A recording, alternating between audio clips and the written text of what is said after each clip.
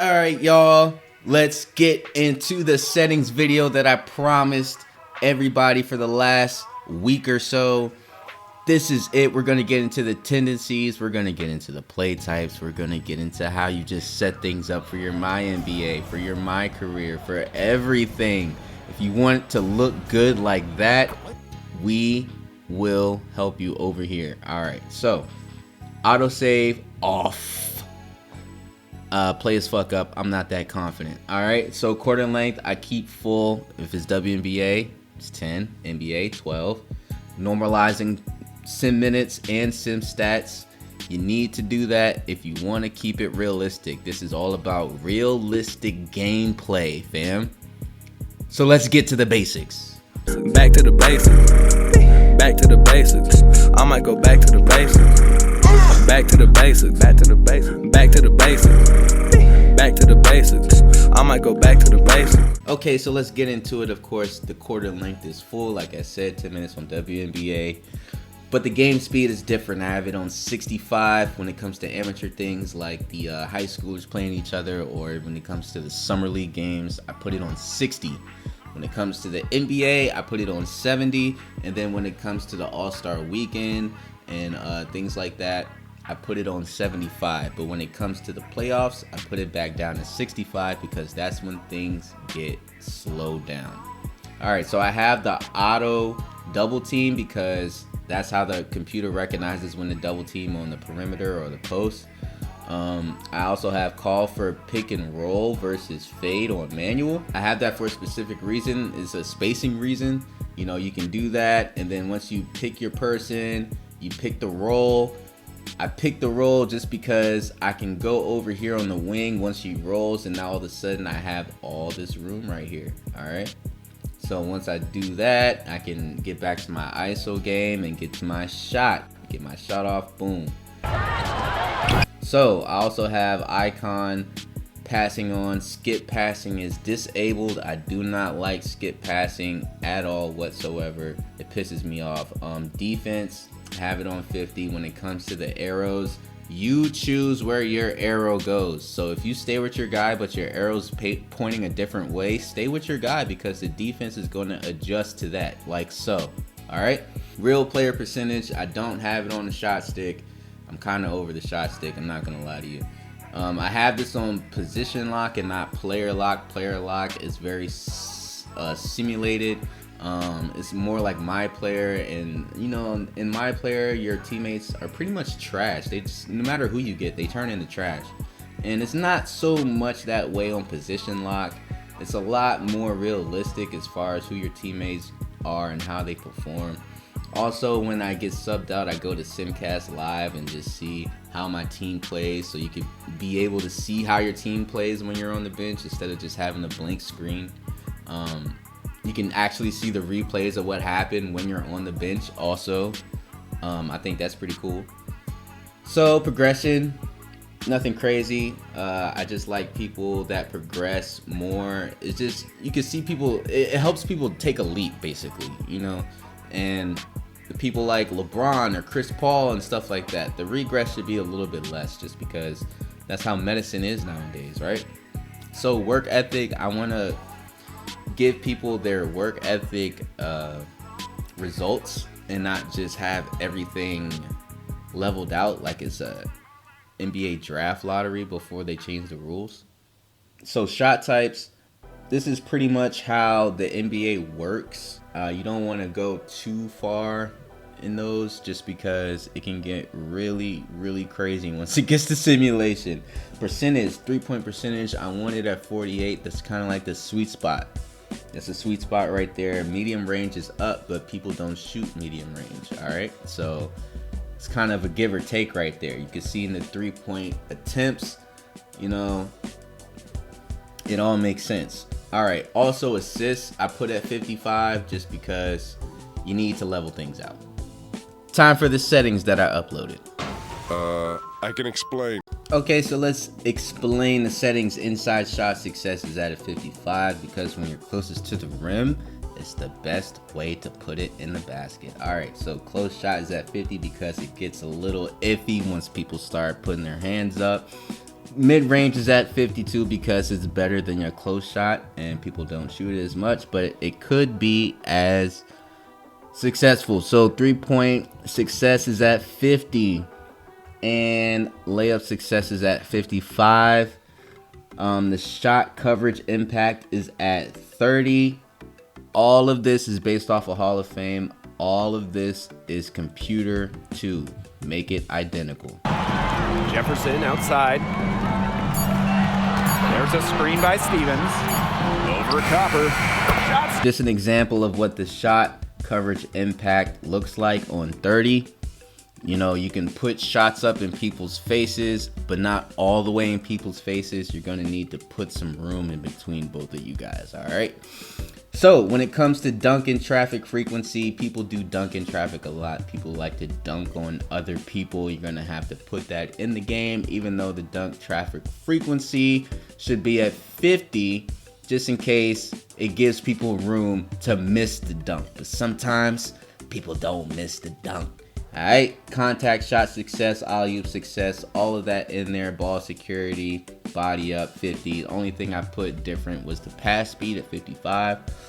Inside shot driving is all the same as Hall of Fame. The only difference right here is the layup strength and jump shot strength. Defense is definitely lower, okay?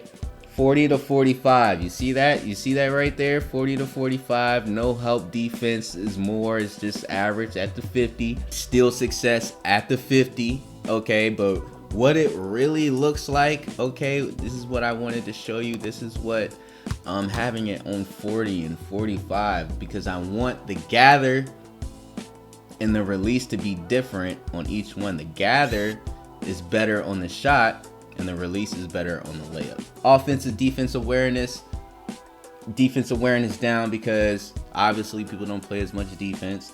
Offensive rebounding are down, okay? This is what creates the realistic jumble, the jumble of the ball once it comes off the rim. It doesn't just suction cup into people's hands all the time. Sometimes people have to juggle for it. Sometimes it bounces all around. You kind of have room. You need room for that, all right? That's what makes the game realistic. So you get into the other things like looking for post players. That's down at 35 because people don't really look for post players like that unless you're on Joel Embiid's team. And even Joel Embiid doesn't look for posts like that. Attacking the baskets all the way up. 3 and D. I mean, 3 in the paint, I guess, because we're not talking about defense, but 3 in the paint, all right? You're taking layups, you're taking dunks, you're taking 3-pointers. Mid-range is down, but like I said, if you do take it, it's probably a good shot. We're going to get into the fouls. The fouls are pretty much the same, except shooting foul is at 80. Even though they took away most of the chippy fouls that they've been calling in the NBA and they kind of made it a little bit realer, putting it at 80 is going to make it the most realistic while everything else is pretty much down, okay? You kind of need everything else to be down, but it's okay. Like, it all makes sense. Trust me. Now, let's get into the other uploaded joints.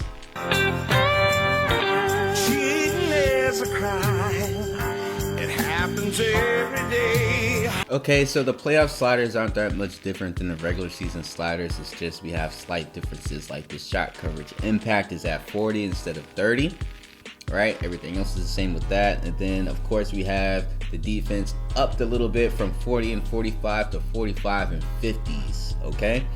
That's just going to make things a little bit interesting on defense also. And then we're going to have look for post players at 40. And this is one of those settings that I use for the in-season tournament and the play-in tournament.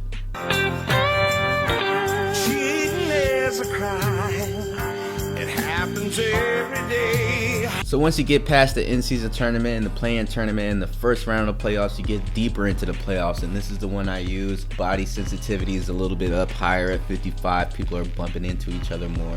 And then on top of that, the defense is straight at 50s now. All right, there's no 40s, there's no none of that. Straight 50s. Let's get into All-Star Weekend.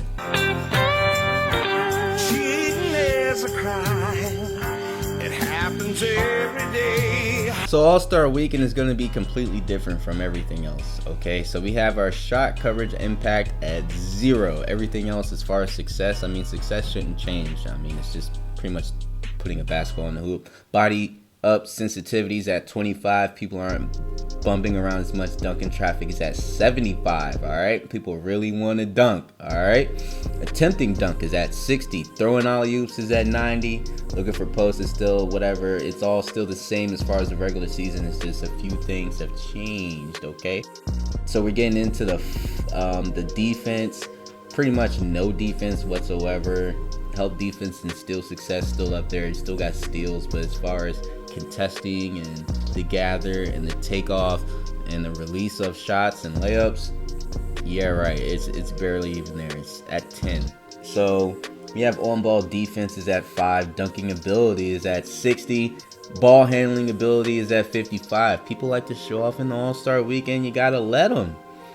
Contesting shots is at 5, okay? No one's contesting shots at all. Getting into fouls, none whatsoever. No reach-ins, none of that stupid stuff. But let's get into Saturday when the games begin.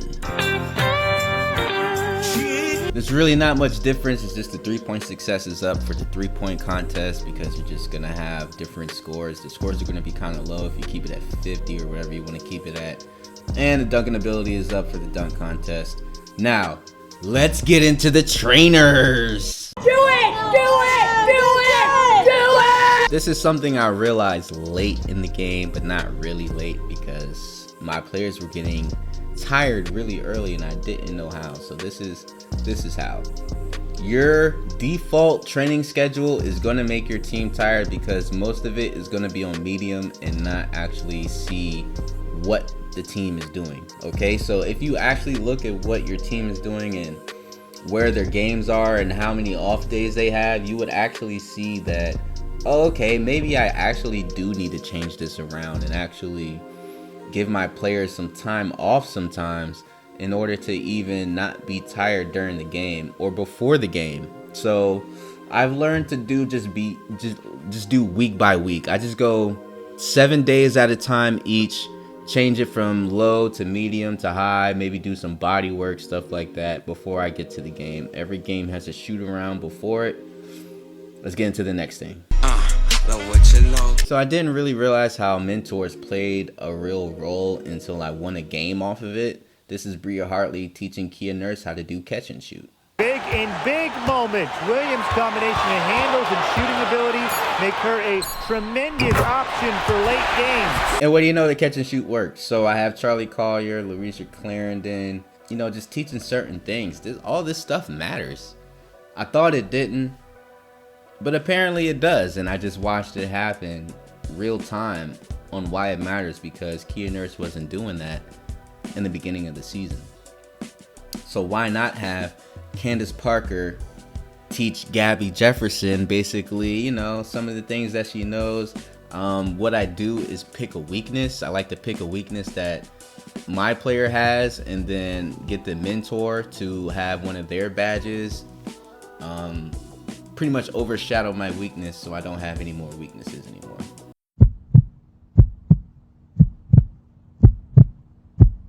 This is one of the most overlooked components of NBA 2K because nobody likes editing players, but this is it. This is it right here. Play Initiator has so many misconceptions. I really want to get into what Play Initiator is and why it even exists. So actually, I'm just going to have to take you back in the hot tub time machine and give you a quick little story about how this came to be. So back in 2010, when Kobe Bryant was going against the Orlando Magic, he had Lamar Odom on the team and he had Hedo Turkoglu on the team. And both of them were playmakers to the point to where they didn't need a point guard once they got the rebound, once they went coast to coast, or just basically they would have a point guard on the court, but they would be the play initiators. So what they did in 2K was, instead of having the point guard and shooting guard automatically just create the plays or make the plays once you call it and you have to give it to one of them, they made it to where anyone on the court like a Nikola Jokic or Joel Embiid can be able to get the ball and create the play, start the play, as soon as they get the ball. There's no other reason for it. As soon as you get the ball, you go down, there's a circle for you to go to, and you already created the play. That's the point of play initiator. It came after Lamar Odom and Hidou Turkoglu because they wanted point guards on the court, but they also wanted people to be able to do it. So there's certain people that cannot be play initiators. All right? Miles Turner is not a play initiator, okay? Larry Nance, I don't know. Zion Williamson is.